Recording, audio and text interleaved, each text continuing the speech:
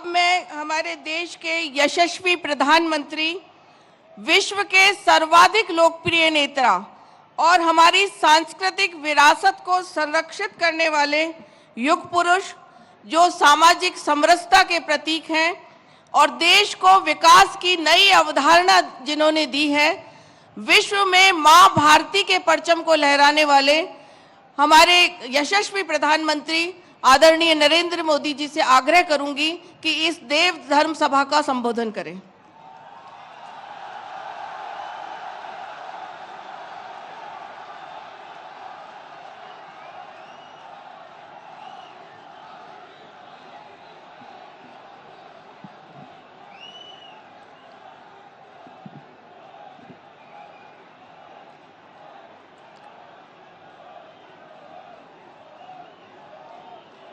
मालासेरी डूंगरी की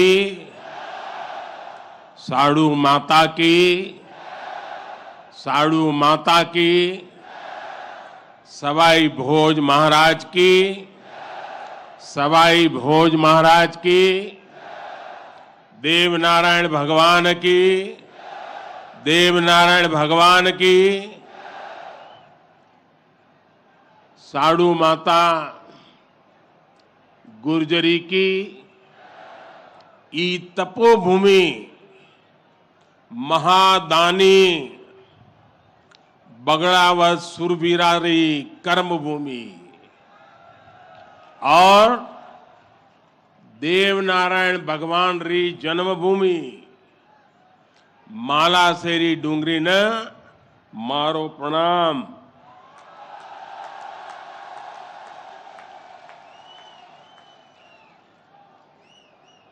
श्री हेमराज जी गुजर, श्री सुरेश दास जी, दीपक पाटिल जी, राम प्रसाद दाबाई जी, अर्जुन मेघवाल जी, सुभाष बहेड़िया जी और देश भर से पधारे मेरे प्यारे भाई और बहनों,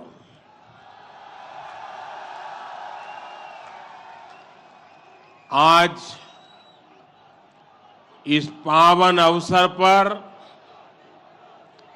भगवान देवनारायण जी का बुलावा आया और जब भगवान देवनारायण जी का बुलावा आए और कोई मौका छोड़ता है क्या? मैं भी हाजिर हो गया। और आप याद रखिए, ये कोई प्रधानमंत्री यहां नहीं आया है।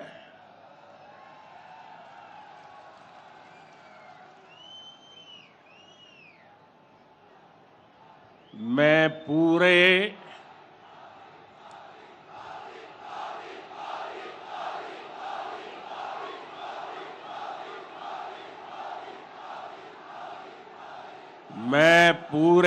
भक्ति भाव से आप ही की तरह एक यात्री के रूप में आशीर्वाद लेने आया हूं।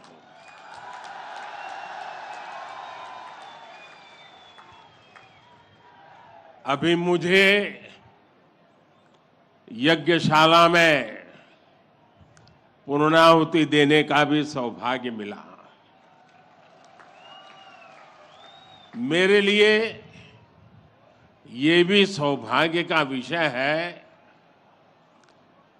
कि मुझ जैसे एक सामान्य व्यक्ति को आज आपके बीच आकर के भगवान देवनारायण जी का और उनके सभी भक्तों का आशीर्वाद प्राप्त करने का ये पुण्य प्राप्त हुआ है। भगवान देवनारायण और जनता जनार्दन दोनों के दर्शन करके मैं आज धन्य हो गया हूं।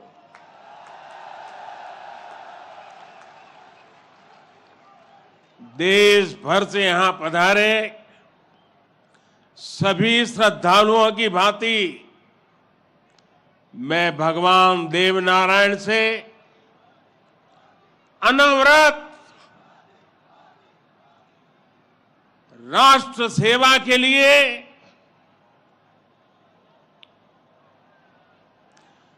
गरीबों के कल्याण के लिए आशीर्वाद मांगने आया हूं।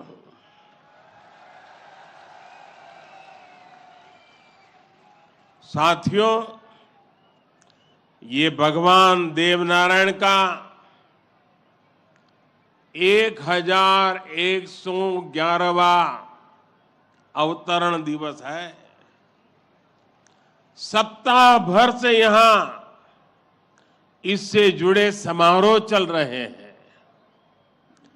जितना बड़ा ये अवसर है, उतनी ही भव्यता, उतनी दिव्यता, उतनी ही बड़ी भागीदारी गुर्जर समाज ने सुनिश्चित की है। इसके लिए मैं आप सभी को बधाई देता हूं। समाज के प्रत्येक व्यक्ति के प्रयास की सराहना करता हूं। भाइयों और बहनों, भारत के हम लोग हजारों वर्षों पुराने अपने इतिहास, अपनी सभ्यता, अपनी संस्कृति पर गर्व करते हैं। दुनिया की अनेक सभ्यताएं समय के साथ समाप्त हो गई। परिवर्तनों के साथ खुद को ढाल नहीं पाई। भारत को भी भौगोलिक, सांस्कृतिक, सामाजिक और वैचारिक रूप से तोड़ने के बहुत प्रयास हुए, लेकिन भारत को कोई भी ताकत समाप्त नहीं कर पाई। भारत सिर्फ एक भूभाग नहीं है, बल्कि हमारी सभ्यता की, संस्कृति की, सद्भावना की, संभावना की एक अभिव्यक्ति है। इसलिए आज भारत अपने वैभवशाली भविष्य की नींव रख रहा है। और जानते हैं, इसके पीछे सबसे बड़ी प्रेरणा, सबसे बड़ी शक्ति क्या है? किसकी शक्ति से, किसके आशीर्वाद से? भारत अटल है, अजर है, अमर है। मेरे प्यारे भाइयों और बहनों, ये शक्ति हमारे समाज की शक्ति है। देश के कोटि कोटि जनों की शक्ति है। भारत की हजारों वर्षों की यात्रा में समाज शक्ति की बहुत बड़ी भूमिका रही है। हमारा ये सौभाग्य रहा है कि हर महत्वपूर्ण काल में हमारे समाज के भीतर से ही एक ऐसी ऊर्जा निकलती है जिसका प्रकाश सबको दिशा दिखाता है, सबका कल्याण करता है। भगवान देवनारायण भी ऐसे ही ऊर्जा पुंज थे, अवतार थे, जिन्होंने अत्याचारियों से हमारे जीवन और हमारी संस्कृति की रक्षा की। देह रूप में मात्र मात्र 31 वर्ष की आयु बिताकर जनमानस में अमर हो जाना सर्वसिद्ध अवतार के लिए ही संभव है।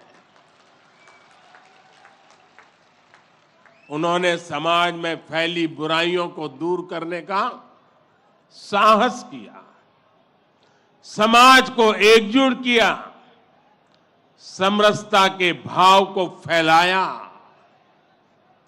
भगवान देवनारायण ने समाज के विभिन्न वर्गों को साथ जोड़कर आदर्श व्यवस्था कायम करने की दिशा में काम किया।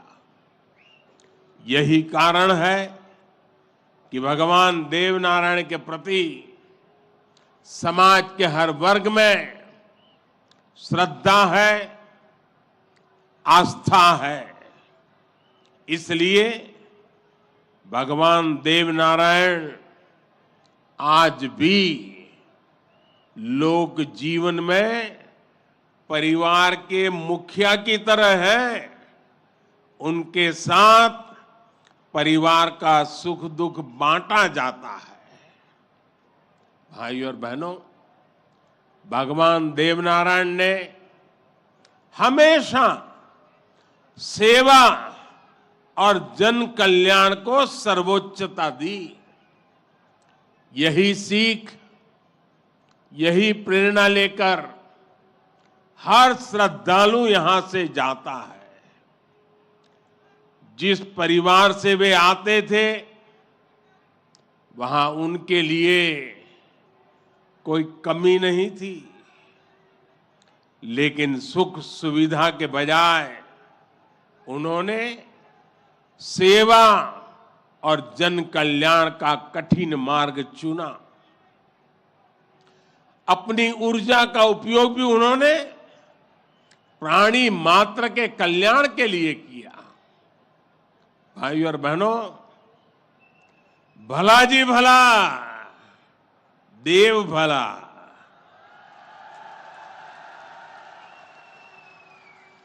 भला जी भला, देव भला। इसी उद्घोष में भले की कामना है, कल्याण की कामना है। भगवान देवनारायण ने जो रास्ता दिखाया है, वो सबके साथ से सबके विकास का है। आज देश इसी रास्ते पर चल रहा है। बीते 8-9 वर्षों से देश समाज के हर उस वर्ग को सशक्त करने का प्रयास कर रहा है जो उपेक्षित रहा है, वंचित रहा है। वंचितों को वरीयता, इस मंत्र को लेकर के हम चल रहे हैं। आप याद करिए, राशन मिलेगा या नहीं, कितना मिलेगा, ये गरीब की कितनी बड़ी चिंता होती थी।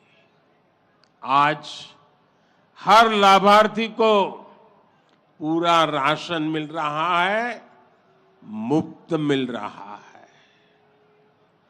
अस्पताल में इलाज की चिंता को भी हमने आयुष्मान भारत योजना से दूर कर दिया है। गरीब के मन में घर को लेकर टॉयलेट, बिजली, गैस कनेक्शन को लेकर चिंता हुआ करती थी, वो भी हम दूर कर रहे हैं। बैंक से लेन देन भी कभी बहुत ही कम लोगों के नसीब होती थी। आज देश में सभी के लिए बैंक के दरवाजे खुल गए हैं। साथियों, पानी का क्या महत्व होता है, ये राजस्थान से भला बेहतर कौन जान सकता है।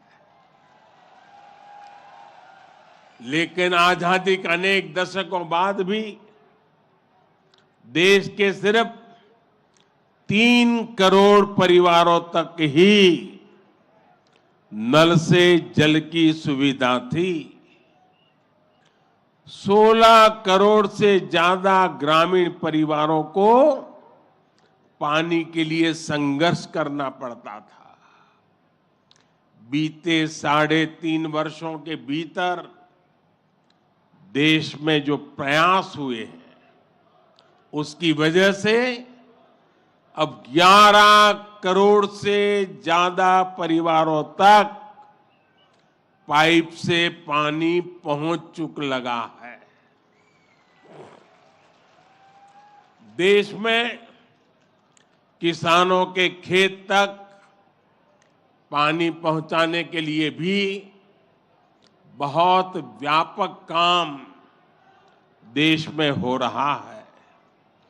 सिंचाई की पारंपरिक योजनाओं का विस्तार हो या फिर नई तकनीक के सिंचाई, किसान को आज हर संभव मदद दी जा रही है।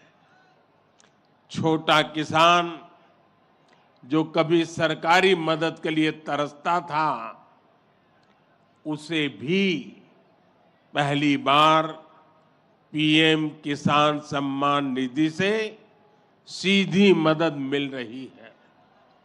यहां राजस्थान में भी किसानों को पीएम किसान सम्मान निधि के तहत 15,000 करोड़ रुपए से अधिक सीधे उनके बैंक खातों में भेजे गए हैं। साथियों, भगवान देवनारायण ने गौ सेवा को समाज सेवा का, समाज के सशक्तिकरण का माध्यम बनाया था। बीते कुछ वर्षों से देश में भी गौ सेवा का ये भाव निरंतर सशक्त हो रहा है। हमारे यहाँ पशुओं में खुर और मुंह की बीमारियां, खुरपका और मुंहपका कितनी बड़ी समस्या थी, ये आप अच्छी तरह जानते हैं। इससे हमारी गायों को, हमारे पशुधन को मुक्ति मिले, इसलिए देश में करोड़ों पशुओं के मुफ्त टीकाकरण का बहुत बड़ा अभियान चल रहा है। देश में पहली बार गौ कल्याण के लिए राष्ट्रीय कामधेनु आयोग बनाया गया है। राष्ट्रीय गोकुल मिशन से वैज्ञानिक तरीकों से पशुपालन को प्रोत्साहित करने पर बल दिया जा रहा है। पशुधन हमारी परंपरा, हमारी आस्था का ही नहीं, बल्कि हमारे ग्रामीण अर्थतंत्र का भी मजबूत हिस्सा है। इसलिए पहली बार पशुपालकों के लिए भी किसान क्रेडिट कार्ड की सुविधा दी गई है। आज पूरे देश में गोवर्धन योजना भी चल रही है। ये गोबर सहित खेती से निकलने वाले कचरे को कंचन में बदलने का अभियान है। हमारे जो डेयरी प्लांट है, वे गोबर से पैदा होने वाली बिजली से ही चले, इसके लिए भी प्रयास किए जा रहे हैं। साथियों, पिछले वर्ष स्वतंत्रता दिवस के अवसर पर मैंने लाल किले से पंच प्राणों पर चलने का आग्रह किया था। उद्देश्य यही है कि हम सभी अपनी विरासत पर गर्व करें, गुलामी की मानसिकता से बाहर निकले और देश के लिए अपने कर्तव्यों को याद रखें। अपने मनुष्यों के दिखाए रास्तों पर चलना और हमारे बलिदानियों, हमारे शूरवीरों के शौर्य को याद रखना भी इसी संकल्प का हिस्सा है। राजस्थान तो धरोहरों की धरती है। यहां सृजन है, उत्साह और उत्सव भी है, परिश्रम और परोपकार भी है, शौर्य यहां घर घर के संस्कार है। रग राग राजस्थान के पर्याय है। उतना ही महत्व यहां के जन जन के संघर्ष और संयम का भी है। ये प्रेरणा स्थली भारत के अनेक गौरवशाली पलों की, व्यक्तित्वों की साक्षी रही है। तेजासी से पाबूजी तक, गोगा जी से रामदेव जी तक, बप्पा रावल से महाराणा प्रताप तक, यहां के महापुरुषों, जननायकों, लोक देवताओं और समाज सुधारकों ने हमेशा देश को रास्ता दिखाया है। इतिहास का शायद ही कोई कालखंड है जिसमें इस मिट्टी ने राष्ट्र के लिए प्रेरणा न दी हो। इसमें भी गुर्जर समाज शौर्य, पराक्रम और देशभक्ति का पर्याय रहा है। राष्ट्र रक्षा हो या फिर संस्कृति की रक्षा, गुर्जर समाज ने हर कालखंड में प्रहरी की भूमिका निभाई है। क्रांतिवीर भूप सिंह गुर्जर,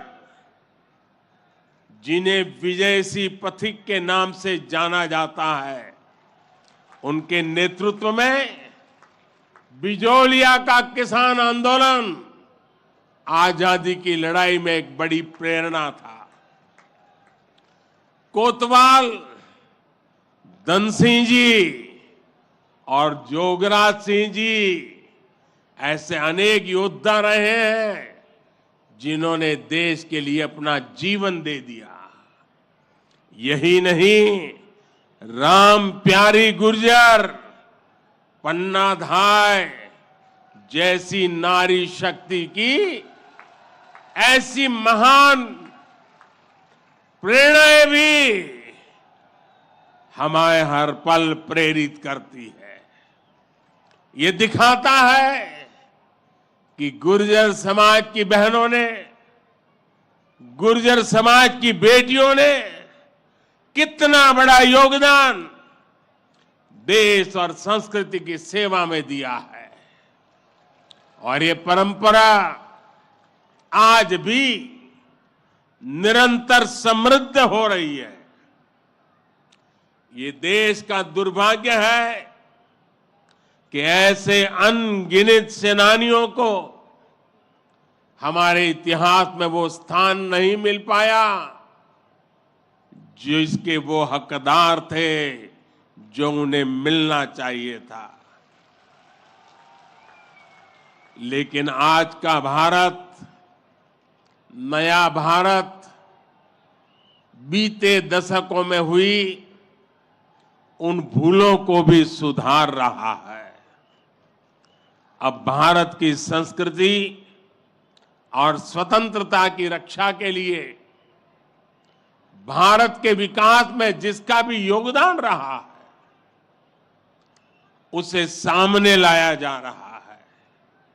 साथियों, आज ये भी बहुत जरूरी है कि हमारे गुर्जर समाज की जो नई पीढ़ी है, जो युवा है, वो भगवान देव नारायण के संदेशों को, उनकी शिक्षाओं को और मजबूती से आगे बढ़ाएं।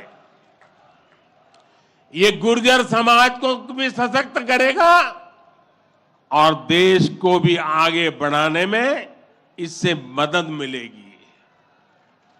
साथियों, 21वीं सदी का ये कालखंड भारत के विकास के लिए राजस्थान के विकास के लिए बहुत अहम है।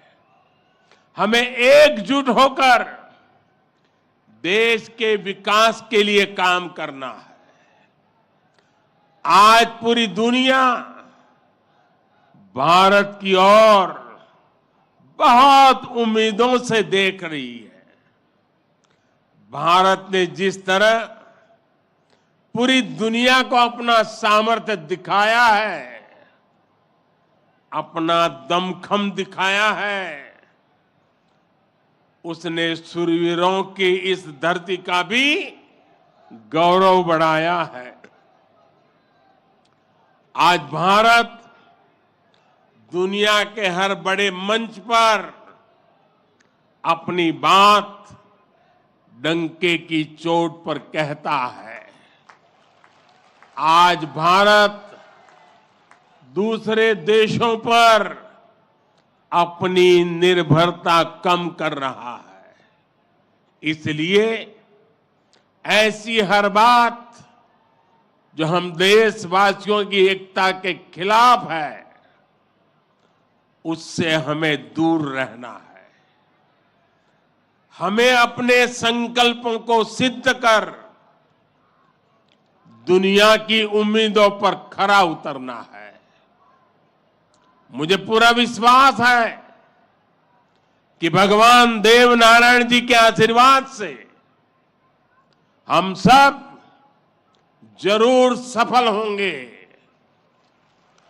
हम कड़ा परिश्रम करेंगे, सब मिलकर के करेंगे। सबके प्रयास से सिद्धि प्राप्त होके रहेगी। और ये भी देखिए कैसा संयोग है, भगवान देवनारायण जी का 1111वां अवतरण वर्ष। उसी समय भारत की G20 की अध्यक्षता, और उसमें भी भगवान देवनारायण का अवतरण कमल पर हुआ था।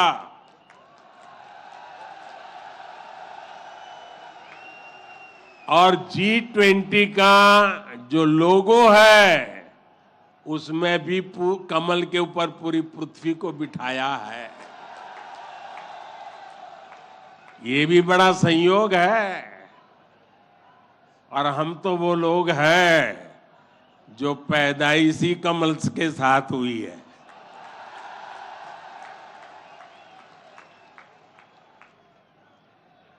और इसलिए हमारा आपका नाता कुछ गहरा है।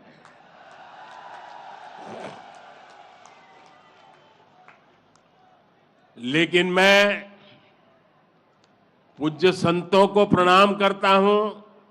इतनी बड़ी तादाद में यहां आशीर्वाद देने आए हैं। मैं समाज का भी हृदय से आभार व्यक्त करता हूं कि एक भक्त के रूप में मुझे आज यहां बुलाया, भक्ति भाव से बुलाया।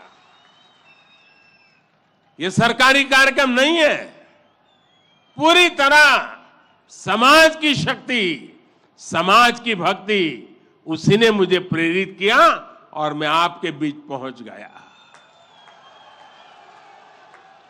मेरी आप सबको अनेक अनेक शुभकामनाएं हैं। जय देव दरबार, जय देव दरबार, जय देव दरबार।